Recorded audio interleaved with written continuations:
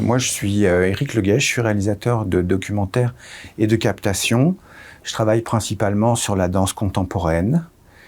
J'aime l'art et les gens qui portent de la poésie sans le savoir. Comment êtes-vous devenu réalisateur? Alors, j'ai très tôt eu envie de réaliser.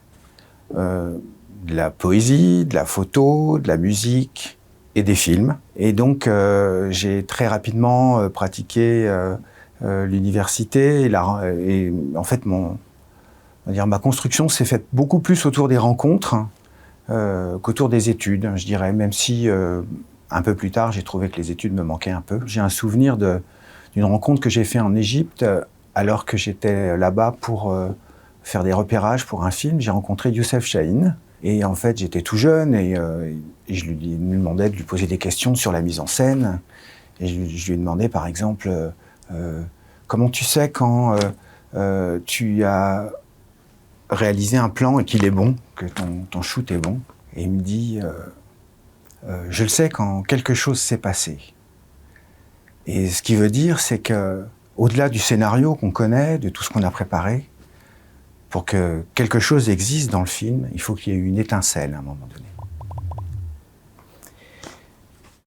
Pourquoi le documentaire? Bonne question. Alors là, j'étais avec mon producteur qui s'appelle Sébastien de Fonseca. Je venais de finir un court-métrage. Et puis, j'avais fait peu de temps avant un petit film pour Arte. Ça s'appelait Une danse le temps d'une chanson, avec une chorégraphe qui s'appelle Valérie Rivière et une musique de Bobby Lapointe qui s'appelle Takati Takité. Et puis, donc, après ce travail, vraiment qui m'avait beaucoup plu, je me disais vraiment, je pourrais faire des films de danse toute ma vie. Ça me touche beaucoup et je pourrais faire ça toute ma vie. Et lui, il me regarde, il me dit et pourquoi tu le fais pas? La danse est un art éphémère qui ne reste pas. Une fois qu'il a été produit, il disparaît. C'est un art éphémère qui réunit tous les autres arts, sans exception. La musique, l'image, on crée de la lumière, on crée des volumes comme au théâtre. Parfois la parole. Dans le contemporain, on ne s'interdit pas de parler. Et je dirais, faire un documentaire, c'est mettre les choses qui me touchent en forme.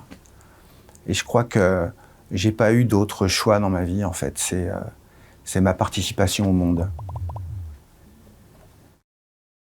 Pitchez votre projet.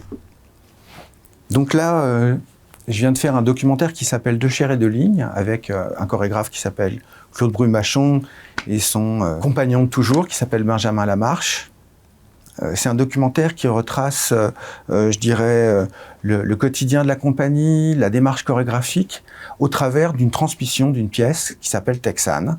Et cette pièce, Texane, fait l'objet d'une captation que j'ai fait pour Lyon Capital TV, qui vient compléter donc ce documentaire. Et cette pièce Texane est une pièce particulière pour la compagnie. C'est une pièce qu'ils ont fait en 1988 et qui a fait connaître la compagnie aux yeux en fait du monde chorégraphique. Et cette pièce c'est un peu autobiographique pour Claude. Elle retrace, on va dire, par métaphore, quelque chose de son enfance, de la violence de son enfance et de la violence qu'il a subie aussi dans cette enfance. Elle fait apparaître un langage chorégraphique fait de gestes qui sont beaucoup autour de la condition humaine. Et j'aimerais bien dire que Benjamin, donc, qui parle souvent de la danse, il aime bien dire, Benjamin, qu'une pièce n'existe que si elle a été transmise par plusieurs corps. Ce qui veut dire par là, c'est comme ça, elle peut aller au-delà de lui, je pense. Elle peut s'échapper. Alors un coup de gueule.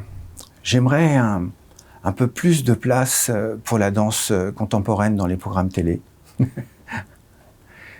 Et un coup de cœur. Alors, un coup de cœur. Alors là, je reviens à Benjamin qui dit plein de choses. Et en fait, il dit, souvent quand tu danses, tu transmets beaucoup de sensations, beaucoup d'images, mais jamais tu ne les dis.